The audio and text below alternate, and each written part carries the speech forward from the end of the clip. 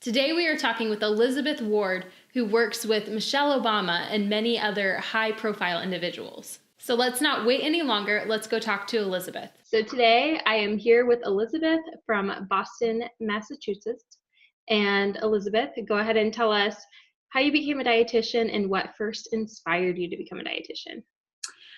I think I was inspired because I was into sports. When I was in high school, I was a gymnast. And quite frankly, we were always told that we had to lose more weight, which is really, one of the hallmarks of the sport is to be thinner so that you're lighter. So that got me into nutrition. But I'll have to say it was probably my mother who was, fed us like 2 vegetables and a fruit at every meal when other kids were eating like, Twinkies and Oreos. And so she kind of got me into that. And my father was an exerciser really at a time when a lot of people didn't exercise. So it kind of all came together for me and got me into nutrition.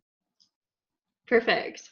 And so since you became a dietitian, what sorts of jobs have you held during your career? I've done a lot of things. My first job was working in a doctor's office where I saw, well patients basically, but we also did corporate wellness programs and I really liked that. So I decided I liked the whole communication part of nutrition a lot. So I went on and got a degree in mass communication from Boston University. So then I made, I kind of made that switch over into nutrition communications. And mostly what I've done is, I write a lot of books, I write magazine articles, done a lot of public speaking, but also have, worked in ambulatory care for 15 years. So I think it's really good to get grounded in how people think about nutrition and what their issues are before you communicate about them. Definitely, for sure. So then you kind of have a base point to go off of. Right. Definitely. So what most excites you about your work in nutrition with all your different jobs and everything you have going on? I think just keeping up on the science, and seeing what's coming next. And, right now, I think it's the microbiome. I mean, it's just so fascinating how it influences health and, educating myself about that in order to communicate to people is pretty fascinating. But I've had some good fortune in my life, in my career. I've gotten to work with some incredible people, including Michelle Obama, Jenna Bush Hager, Patty LaBelle, who I'm working with this weekend. So I do a lot of fun things too. Oh yeah, definitely. That sounds really exciting. And just even reading through, I'll give you guys the opportunity to read through her bio at her website. And you've done so many incredible things in your career. So it's definitely an inspiration for anyone thinking about becoming a dietitian.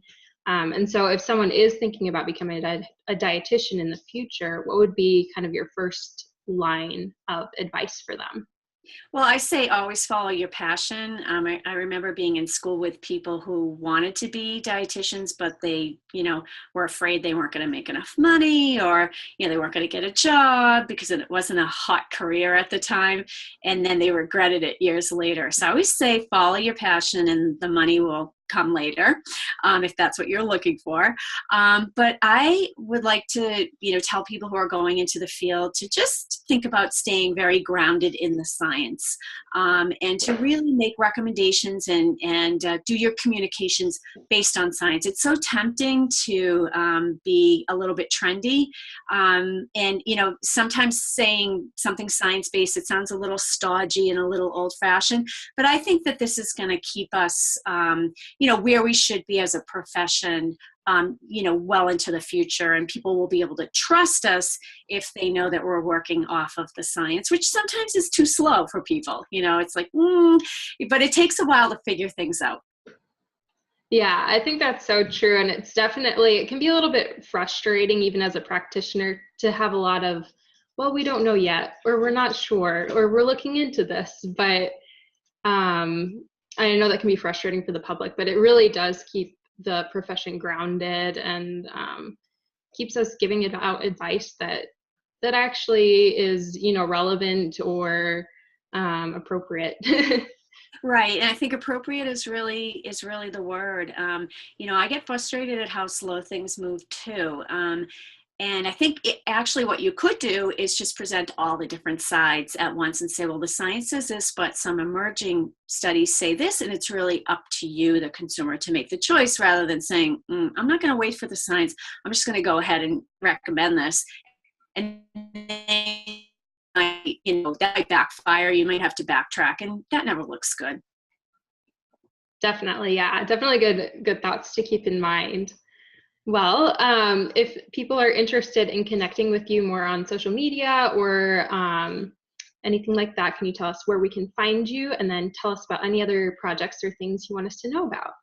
Well, I just came out with the second edition of my pregnancy book for A&D, which I wrote. It came out last year.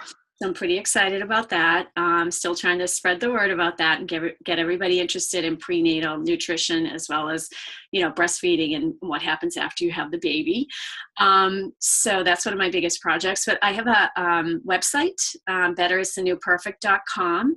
I'm also on Instagram. You can just, search me. And I'm on Twitter, and I'm on Facebook. So I'm everywhere. Great. Perfect. I don't do Snapchat. That's the one thing I don't do. Yeah, I'm not on Snapchat much anymore either. But yeah, perfect. We'll have all of those links down below for you guys so you can check out everything that Elizabeth has going on and get connected with her. So thank you so much for talking with us today. We really appreciate it, and you have a lot of good information for us. So thank you so much. Thanks for having me. Perfect. We will see you guys next week. Next week on Dial a Dietitian. People want to go to someone who is an expert in what they want to achieve. And you can't be an expert in everything. You can pretend to be, but there's no way you can. And I learned that the hard way a little bit, like getting into it. I thought I could do that. That was a big mistake. So if you want to get a haircut and you're a girl, you're not going to go to a men's haircut specialist.